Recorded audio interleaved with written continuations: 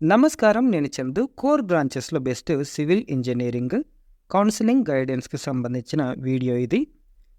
Engineering అంటే computer science అన్నట్లుగా రోజులు మారాయి. నిజానికి కోర్ ఇంజినీరింగ్‌లో కంప్యూటర్ సైన్స్ లేదు. ఇంజినీరింగ్ మూల పుటమ్మలుగా ప్రసిద్ధి చెందిన మూడింటిలో సివిల్ ఒకటి కాగా మెకానికల్, ఎలక్ట్రికల్, తతిమ 2. ఇప్పుడు ఉన్న ఇంజినీరింగ్ బ్రాంచులన్నింటికీ మాతృకలు ఇవే.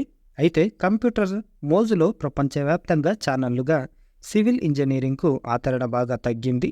ఆ నేపథ్యంలో సదరు డిసిప్లిన్ అవకాశాలను Raipur NIT director professor N V Ramanarao గారు తార్కికంగా వివరించారు. దానికి సంబంధించిన పూర్తి వివరాలు చూద్దాం.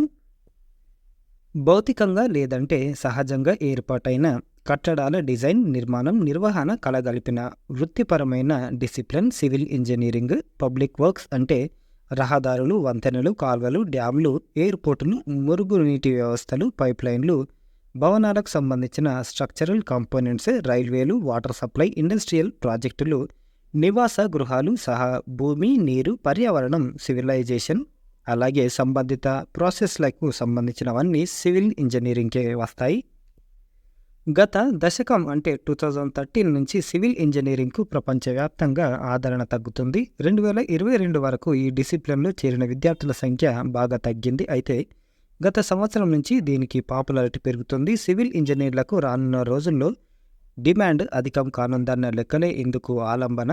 గ్లోబల్ గణాంకాల ప్రకారం 2020 నుంచి 27 వరకు సివిల్ ఇంజనీరింగ్ మార్కెట్ సైజు 5.4% చక్రీయ వార్షిక వృద్ధి rate compound annual growth rate సాధించనుంది. భారతదేశంలో కూడా మౌలిక సదుపాయాలపై వ్యయం పెరుగుతుంది. టెక్నాలజీ, ఆటోమేషన్పై మౌలిక రంగం ఆధారపడుతున్న నేపథ్యంలో అది మరిన్ని జాబ్స్ సృష్టికి దారితీస్తుంది. అంటే లేటెస్ట్ టెక్నాలజీలపై పట్టు ఉన్న విద్యార్థులకే ఆ ఉద్యోగ అవకాశాలు లభిస్తాయని చెప్పవచ్చు. అలా సివిల్ ఇంజనీరింగ్ విద్యార్థులు భారతదేశ ఆర్థిక వ్యవస్థ ఎదుగుదలలో కీలక పాత్ర పోషించనున్నారు. దరిమిలా అటు ప్రభుత్వ, ఇటు ప్రైవేటు రంగంలో ఉద్యోగ అవకాశాల పరంగా సివిల్ ఇంజనీర్లు అప్పర్ ఎడ్జ్లోనే ఉంటారని కూడా చెప్పవచ్చు. సివిల్ ఇంజనీరింగ్ తర్వాత ఉద్యోగమే కాదు, సొంతంగా వెంచర్లను ప్రారంభించుకోవచ్చు. అలా కాదనుకుంటే వృత్తిపరంగా కొంత అనుభవం గడించిన తర్వాత అయినా సొంతంగా వ్యవహారాన్ని నడుపుకోవచ్చు. మరి దీనికి రిలేటెడ్గా బ్రాంచ్లు ఏమేమి ఉంటాయి అంటే civil construction, civil public health and environmental engineering, civil and environmental engineering, civil and rural engineering, civil engineering, civil engineering construction technology, civil engineering environment and pollution control, civil engineering public health engineering, civil engineering rural engineering, civil technology. దీనికి తోడు planning, ఆర్కిటెక్చర్లకు అందులోని ఉప విభాగాలకు కూడా ఇదే మాతృక.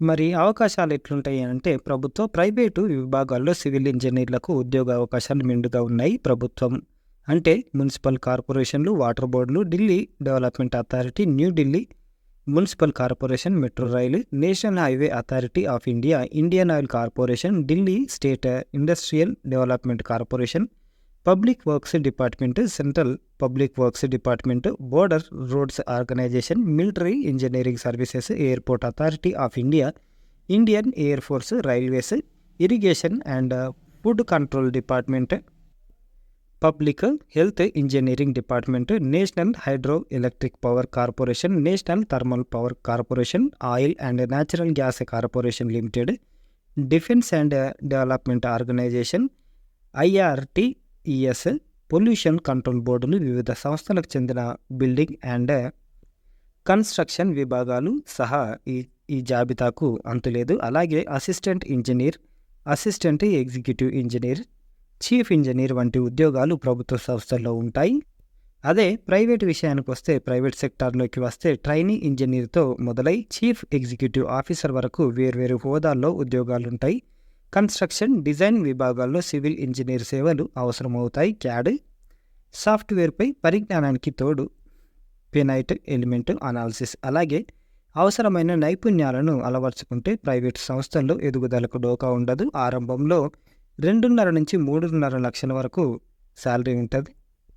Private రంగంలో ముఖ్యంగా L&T మొదలుకొని Tata Project Limited, Gammon India, Gammon Infrastructures Project Limited, Omaxe, Supertech, Shapoorji Pallonji, group, GMR group, Infrastructure Lease and Financial Services, Hindustan Construction Company, Afcons Infrastructure Limited, Reliance Infrastructure, Ashoka Buildcon, BL Kashyap and Sons Limited, Consolidated Construction Consortium Limited, SR group, Ircon International Limited, JP group, Nagarjuna Construction Company Limited, National Building Construction Corporation, Punj, Lloyd తదితరాలు అతిపెద్ద construction కంపెనీల్లో కొన్ని మాత్రమే.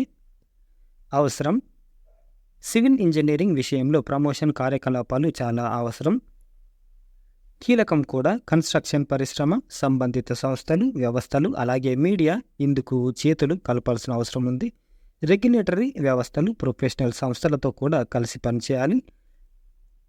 Pay ప్యాకేజ్తో మొదలుపెట్టి కరిక్యులంలో industry నిర్దేశిత theoretical కాన్సెప్టులు, నైపుణ్యాల పెంపుపై దృష్టి సారించాలి. అన్నింటికి మించి ఇటు విద్యా సంస్థలు అటు ఇండస్ట్రీ చేతులు కలపాలి. వివిధ ఇంజనీరింగ్ విభాగాల మధ్య విద్యా సంస్థల్లో సీట్లు భర్తీ విషయంలోనూ శాస్త్రీయ విధానాన్ని అమలు చేయాలి. ఒక జాబ్కు ఉన్న డిమాండ్, వేకెన్సీలను దృష్టిలో పెట్టుకొని ఇదంతా జరిగితే ఇంజనీరింగ్ విద్యా వ్యవస్థలో మంచి రోజులు రావడమే కాదు, ఫలితాలు కూడా బాగుంటాయి. దేశ భవిష్యత్తుకు ఈ ప్రక్రియ కూడా చాలా అవసరమని సార్ అంటున్నారు.